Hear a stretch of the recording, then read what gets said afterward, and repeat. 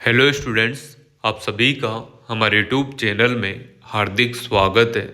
आज के इस वीडियो में हम बात करने वाले हैं एमएड कोर्स से संबंधित और साथ में ही जो बीएड एमएड इंटीग्रेटेड कोर्स में एडमिशन लेना चाहते हैं उनके लिए यहाँ पर न्यूज़पेपर में थोड़ी सी कटिंग आई है, तो मैं आप लोगों के साथ शेयर कर देता हूँ कि क्या क्या इसमें है, क्या क्या नहीं है ना, कैसे आप लोग एडमिशन ले सकते हैं। इस बार जो प्री एग्ज़ाम था आप लोगों का एंट्रेंस एग्ज़ाम वो नहीं लगा है, तो कैसे आपको एडमिशन लेना है, क्या ये पूरी तरीके से सही है नहीं है ना, कितने कॉलेज वगैरह है, क्या क्या चीज़ें होने वाली हैं, तो संपूर्ण जानकारी आपको इस वीडियो में मिलने वाली है। तो वीडियो आप लोग पूरा देखिएगा। अगर पूरी जानकारी चाहिए तो पूरा वीडियो आपको देखना होता है, और अगर आप लोग चैनल पर नए हैं तो चैनल को सब्सक्राइब, वीडियो को लाइक और बेल आइकन जरूर दबा लीजिएगा। देखो स्टूडेंट्स, यहाँ पर मिशन एडमिशन करके ये लिखा हुआ है कि इस बार नई हुई प्री परीक्षा, यानी कि इस बार प्री परीक्षा नई हुई है। बीपीएड एमपीएड वालों की ही यहाँ पर जो है प्री परीक्षा हुई है। बाकी जो पीबीएमईटी और पीएमईटी कोर्स होता है उसमें एंट्रेंस एग्ज़ाम नहीं लगा है।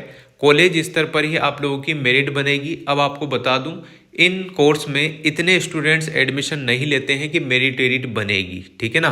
तो जिन भी स्टूडेंट्स को एडमिशन लेना है, बेकायदा जितने भी कॉलेज है, जैसे पीबीएमईटी बीएड एमएड इंटीग्रेटेड कोर्स में 5 कॉलेज हैं, तो 5 कॉलेज में से जो भी आपके एरिया में पड़ता है या जहाँ से आप करना चाहते हैं वहाँ से आप लोग बीएड एमएड इंटीग्रेटेड कोर्स कर सकते हैं। 3 साल का कोर्स होता है और इसमें आप लोगों के मास्टर्स कंप्लीट होनी चाहिए, यानी कि बीए बीएससी बीकॉम के अलावा एमए एमएससी एमकॉम कंप्लीट होना चाहिए, वो भी 50% मार्क्स के साथ होना चाहिए, ठीक है ना।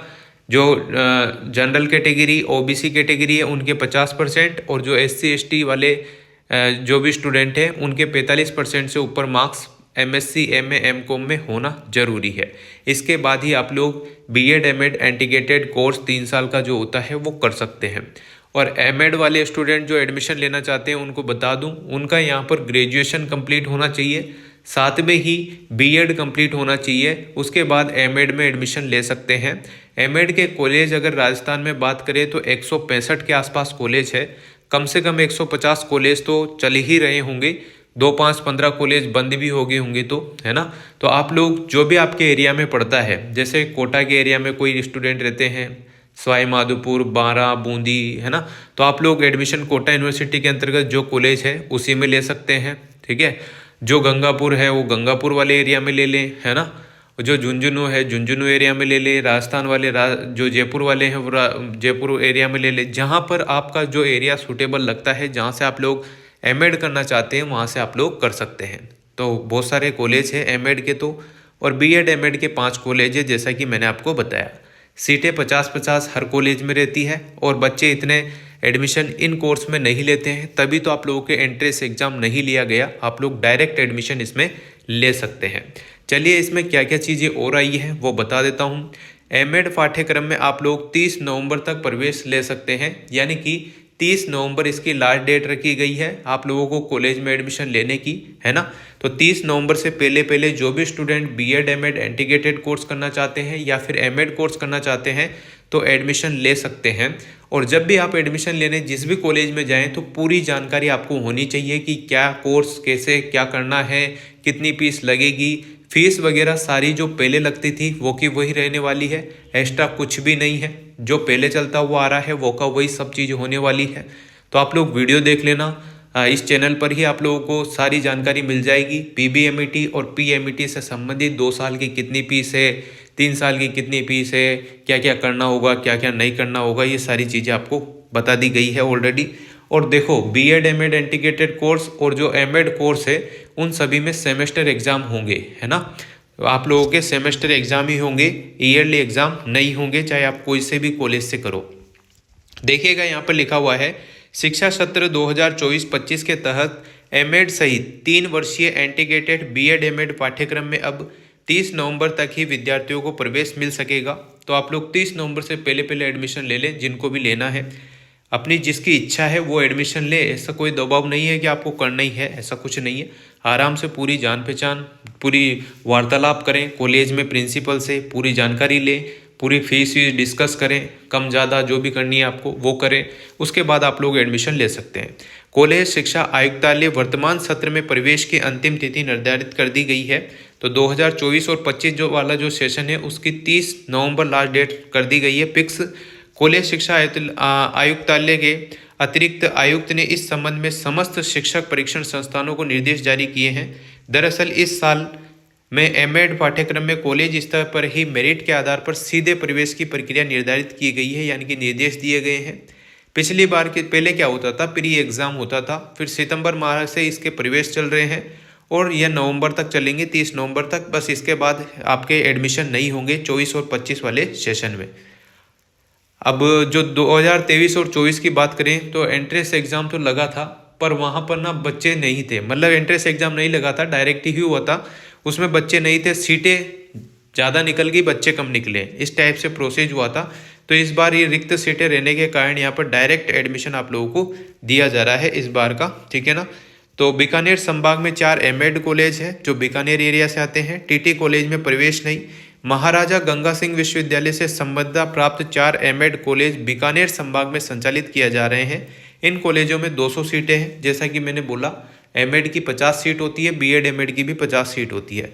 लेकिन राजकीय टीटी कॉलेज बीकानेर में शिक्षा सत्र 24-25 में एमएड पाठ्यक्रम में विद्यार्थियों को प्रवेश नहीं मिल रहा है। एनसीटी के नॉर्मल्स के मुताबिक स्टाफ नहीं होने के कारण एमएड पाठ्यक्रम की मान्यता रद्द कर दी गई है। अब जो बीकानेर का जो कॉलेज है, यहाँ पर राजकीय टीटी कॉलेज बीकानेर, इसमें आपके एमएड नहीं हो रही है, तो दूसरे कॉलेज आप लोग ट्राई करें, पूरी जान पहचान आप लोग करके आराम से कर सकते हो, है ना। राज्य के 51 कॉलेजों में 2750 सीटें हैं।